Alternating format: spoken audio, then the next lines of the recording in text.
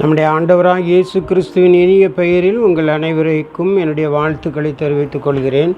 தேவ கிருபையும் இரக்கமும் சமாதானமும் உங்களுக்கு உண்டாவதாக. இதனாலில் நம்முடைய தியானத்திற்காக மத்தேயு எழுதின சுவிசேஷம் 6ஆம் அதிகாரம் 33ஆம் வசனத்தை வாசிக்கிறேன். மத்தேயு 6:33. முதலாவது தேவனுடைய ராஜ்யத்தையும் அவருடைய நீதியையும் தேடுங்கள், அப்பொழுது இவைகள் உங்களுக்கு கூட கொடுக்கப்படும்.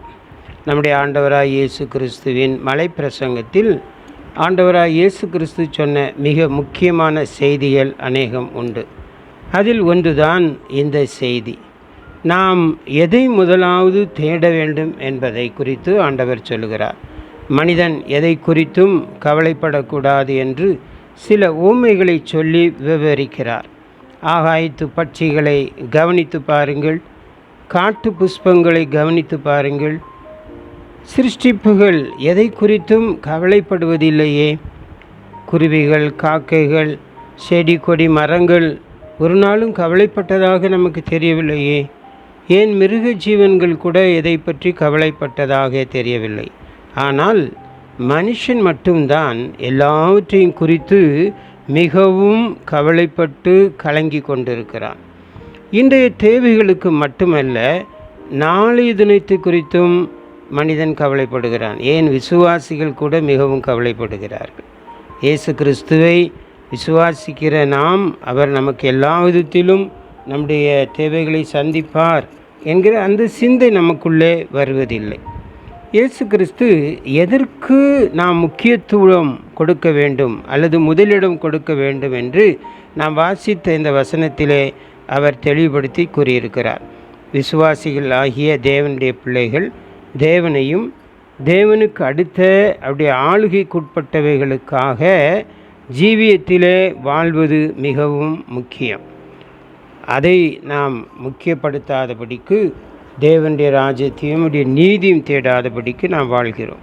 தேவனுடைய பரிசுத்தத்திற்கு ஏற்றவாறு நாம் வாழ்கின்றோமா? தேவ நீதிக்கேற்ற காரியங்களை நாம் நமது அனுதின வாழ்க்கையிலே முக்கியத்துவம் வாய்ந்ததாக நினைத்து செயல்படுகிறோமா? தேவனோடு உள்ள உறவை விட்டுவிட்டு நாம் வாழ்வது நல்ல கிறிஸ்தவ ஜீவியம் அல்ல. இன்றைய பெரும்பான்மையான கிறிஸ்தவர்கள் வெறும் பொருளாதார பெருக்கத்தை மட்டுமே தங்கள் வாழ்வின் மிக முக்கியத்துவமாக தேடுகிறார்கள். அதற்கு தான் முக்கியம் கொடுக்கிறார்கள். பிரசங்கிகள் கூட அதை குறித்து தான் பிரசங்கம் செய்கிறார்கள். அன்றாட தங்கள் வேலைகளில் மட்டும் கண்ணும் கருத்துமாக செயல்படுகிறார்கள்.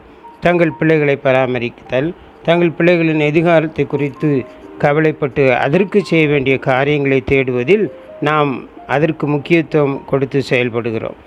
தங்கள் எதிர்கால வாழ்வில் வயதான நாட்களில் எப்படியெல்லாம் அதற்கு தங்களை ஆயத்தப்படுத்துவது என்பதில் கவலை கொண்டு நாம் வாழ்கிறோம். தேவனிடம் தங்கள் காரியங்களை கொண்டு போவதில்லை. பேரளவில் நமது ஜெபம் இருக்கின்றது. பிரியமானவர்களே, பிலிப்பியர் 4ஆம் அதிகாரம் 6-7 வசனத்தை வாசித்து பாருங்கள். நீங்கள் ஒன்றுக்கும் கவலைப்படாமல் எல்லாவற்றையும் குறித்து உங்கள் விண்ணப்பங்களை ஸ்தோத்திரத்தோடு கூடிய ஜெபத்தினாலும் வேண்டுதலினாலும் தேவனுக்கு தெரியப்படுத்துங்கள். அப்பொழுது எல்லா புத்திக்கு மேலான தேவ சமாதானம் உங்கள் இருதயங்களையும் உங்கள் சிந்தனைகளையும் கிறிஸ்து இயேசுக்குள்ளாக காத்துக்கொள்ளும்.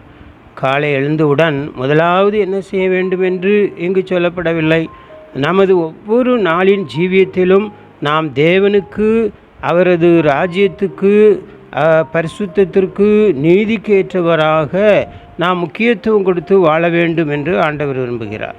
அப்படி செய்வோமானால் நமது உலக பிரகாரமான அன்றாட தேவைகளை கூட தேவன் தருவார் என்ற அந்த விசுவாசம் நமக்கு தானாக வரும். அதை கூட கொடுக்கிறார் என்று தான் சொல்லப்பட்டிருக்கிறது. முதலாவது தேவனுடைய ராஜ்யத்தையும் அவருடைய நீதியையும் தேடுங்கள், அப்பொழுது இவைகளெல்லாம் கூட கொடுக்கப்படும். ஃப்ரீயாக கொடுக்கிறார், இலவசமாக கொடுக்கிறார், அதோடு இணைத்து கொடுக்கிறார். நம் பிதா நமக்காக அவர் என்ன தேவை என்று அறிந்திருக்கிறார். நமக்கு ஒரு பரமபிதா இருக்கிறபடினால் நாம் எதை குறித்தும் கவலைப்பட வேண்டியது அவசியமில்லை. ஏனென்றால் நமக்கு இன்னதென்று தேவை என்பதை முன்னமே அறிந்திருக்கிறார். அந்த பரமபிதா நம் தேவைகளை தந்து அனுதினமும் பூசித்து நிச்சயம் வழிநடத்துவார். சர்வ சிருஷ்டி கர்த்தர் நம்முடைய பரமபிதாவாக இருக்கும்போது நாம் எதை குறித்தும் கவலைப்பட வேண்டியதில்லை. மத்தேயு 6:8 சொல்லுகிறது, உங்கள் பிதா உங்களுக்கு தேவை இன்னதென்று அறிந்திருக்கிறார். அல்லேலூயா. யெகோவா ஈரே எல்லாவற்றையும் பார்த்து கொள்வார். அவை எதை குறித்தும் கவலைப்பட வேண்டாம். தேவன் சமூகத்தில் நம்முடைய வாழ்க்கையை அர்ப்பணிப்போம். கர்த்தர் நமக்கு சகல விதத்திலும் உதவி செய்வாராக. ஆமேன், ஆமேன், ஆமேன்.